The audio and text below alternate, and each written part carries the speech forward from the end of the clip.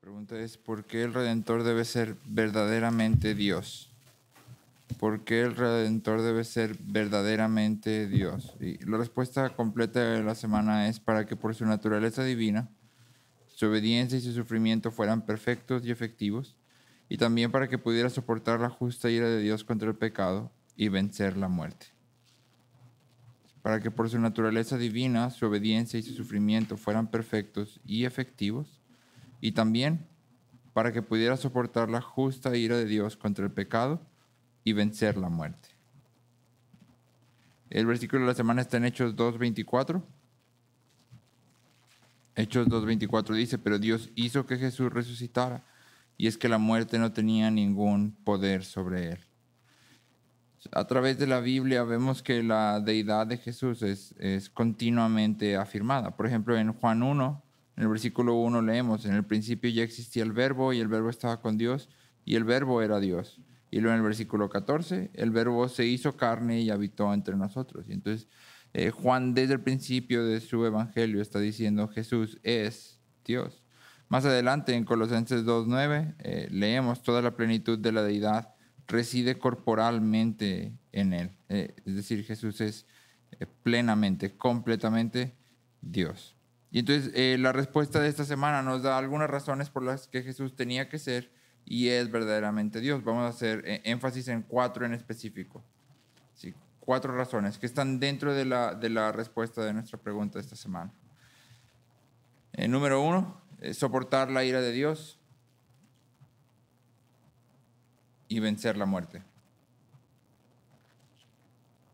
Soportar la ira de Dios y vencer la muerte. Es imposible para un simple hombre poder soportar toda la ira de Dios sobre sus hombros. Nahum 1:6 dice, en presencia de su indignación, ¿quién resistirá? ¿Quién se mantendrá en pie ante el ardor de su ira? Su furor se derrama como fuego y las rocas se despedazan ante él. Y básicamente lo que Nahum está diciendo es, no hay ninguna persona que pueda soportar la ira de Dios. Cuando Jesús muere, no solo muere, sino que está cargando con toda la ira de Dios.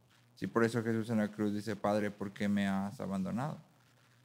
Si Jesús no fuera Dios, sería imposible que Él soportara esta ira. De esa misma manera, también es imposible que la muerte toque a Dios.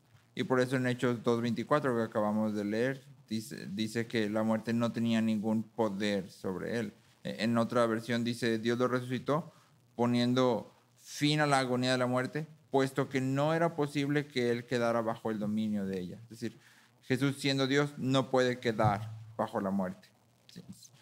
Primera razón, Jesús tiene que soportar toda la ira de Dios y vencer la muerte. Y esto puede ser hecho solo porque es Dios. Segundo, para que su obediencia y su sufrimiento fueran perfectos. Para que su obediencia y sus sufrimientos fueran perfectos.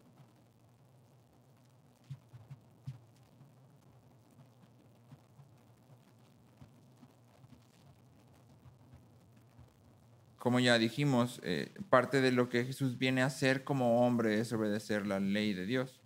El hombre que muriera en el lugar de otros debería de ser sin pecado. Pero la ley es un reflejo del carácter de Dios, lo cual significa que solo Dios mismo puede cumplirla. Y entonces Jesús, siendo Dios, viene y cumple toda la ley de Dios. Sí, podemos pensar esto como un pequeño alambre de esos que doblas con tus manos como si fuera nada y lo enredas alrededor de una barra de acero gruesa. ¿Podrías aún así doblar el alambre ya enredado completamente en la barra de acero? La respuesta es no, no porque el alambre sea más duro, sino porque al estar unido a la barra de acero no puede doblarse tan fácil. Es lo que sucede con Jesús cuando su naturaleza humana y su naturaleza divina coexisten en la persona de Jesús.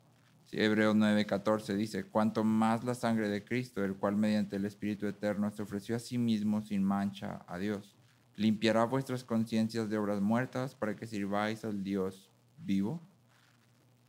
Solo Dios puede cumplir la ley perfectamente. Número 3, que está conectado. El infinito valor de la persona de Jesús. El infinito valor de la persona de Jesús. Decimos, parte de la razón por la que Jesús tiene que ser completamente Dios es para que su sufrimiento sea perfecto. Y entonces vamos a imaginar por un momento que hubiera un hombre normal, común, que pudiera cumplir toda la ley de Dios de manera perfecta. Y luego dijera, yo voy a morir en lugar de...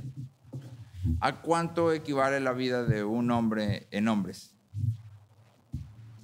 Uno, ¿no? Un hombre, si existiera un hombre que puede cumplir toda la ley, puede dar su vida por otro. Solamente uno. Sí, la muerte de un solo hombre, aun si cumpliera toda la ley de Dios, no puede salvar a todo un pueblo.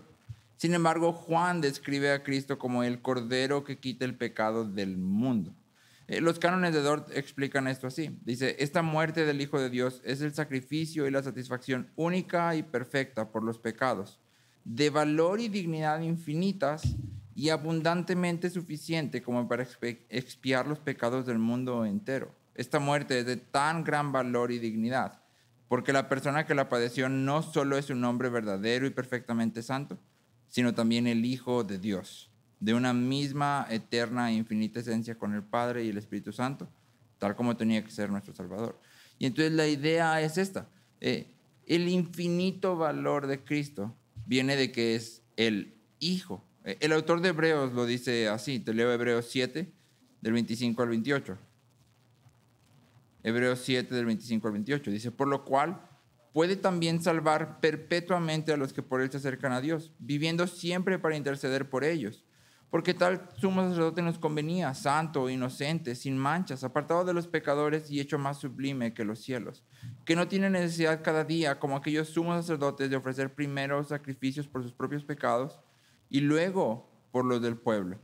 Porque esto hizo una vez para siempre, ofreciéndose a sí mismo.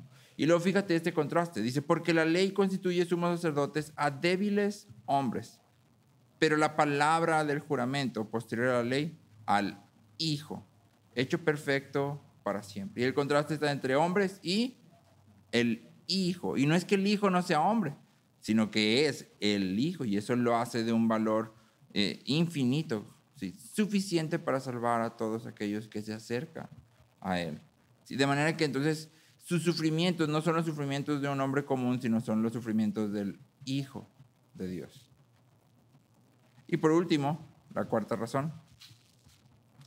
La salvación es del Señor. Un teólogo dice, la realidad de la deidad es esencial para la salvación porque la salvación debe ser un acto de Dios. De lo contrario, no sería salvación. La deidad de Cristo nos dice que la acción de Jesús en la encarnación y en la cruz son las acciones de Dios mismo. ¿Sí? En Romanos 3, 23 al 27 leemos, todos han pecado y están privados de la gloria de Dios, pero por su gracia son justificados gratuitamente mediante la redención que Cristo Jesús efectuó. Dios lo ofreció como un sacrificio para obtener el perdón de pecados, el cual se recibe por la fe en su sangre. De este modo Dios es justo y a la vez el que justifica a los que tienen fe en Jesús. Es necesario que el mediador debía ser Dios para que él pudiera sostener y conservar la naturaleza humana de sucumbir bajo la ira infinita de Dios y bajo el poder de la muerte, y dar mérito y eficacia a sufrimientos, obediencia e intercesión, y satisfacer la justicia de Dios, y procurar su favor, y comprarse un pueblo especial, y darle su espíritu.